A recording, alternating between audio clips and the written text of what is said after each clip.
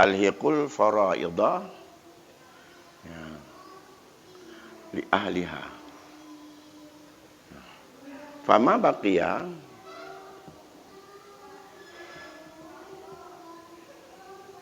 bahwa li aula rajulin zakarin.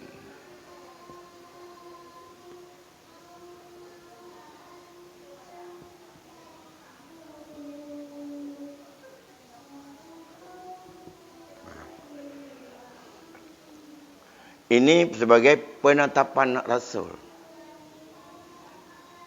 Alhiqul faraidah li ahliha. Siapa ahliha? Itulah yang ada dalam ayat hari itu. Laki-laki mendapat bagian, 2 bagian perempuan. Kalau anak perempuan 1 orang, 1/2. Kalau anak perempuan itu 2 atau lebih, 2/3. Kemudian kalau ada anak bagi si mayat, auladnya, maka diabawai likuli wahidin minhumas sudus, bagi 2 ibu bapa dapat 1/6, 1/6, 1/2, 2/3. Itulah al-faraid yang telah Allah fardukan. Rasul memerintahkan, berikan dahulu, alhiq, hubungkan, serahkan kepada ahlinya segala apa yang telah Allah fardukan. Setelah fardu-fardu itu ada, diberikan. Mungkin dah habis. Mungkin hanya mendapatkan bahagian hanya 1/2. Lain tak ada. Nah, inilah kata Rasul. Fama baqiya, kalau ada sisa. Jadi, apa yang tersisa tak habis diambil oleh segala orang yang mendapat fardu. Bahwa itu adalah untuk yang lebih utama dari laki-laki. Yang berkelamin laki-laki. Bukan laki-laki dewasa. Karena begini, istilah Arab itu ar-rajul itu laki-laki dewasa.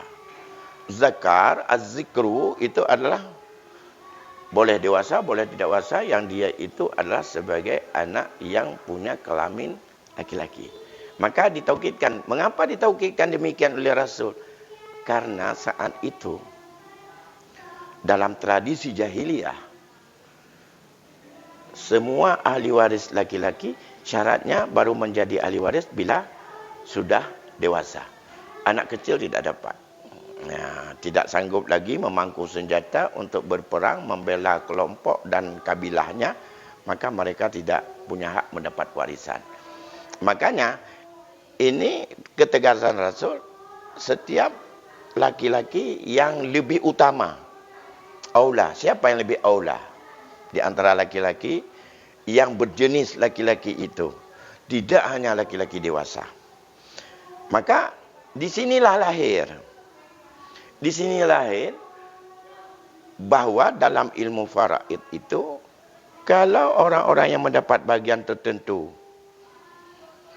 habis mendapatkan bagiannya, maka laki-laki yang utama ini enggak dapat apa-apa, karena enggak ada sisa. Dan ini bukan istilah wali. Dalam hukum faraid bukan wali. Anak kecil bahkan dalam kandungan dia dianggap laki-laki yang berjenis laki-laki. Sedangkan anak kecil itu belum dianggap sebagai seorang wali. Karena wali itu baru bisa menjadi wali seorang yang baligh dan berakal. Anak kecil bagaimana jadi wali? Maka sedangkan urutan perwalian berbeda dengan urutan asabah. Inilah orang-orang yang disepakati ijma' para ulama sebagai kelompok asabah. Yang dalam urutan nanti itu istifak para ulama, dia sebagai kelompok ahli waris kedua.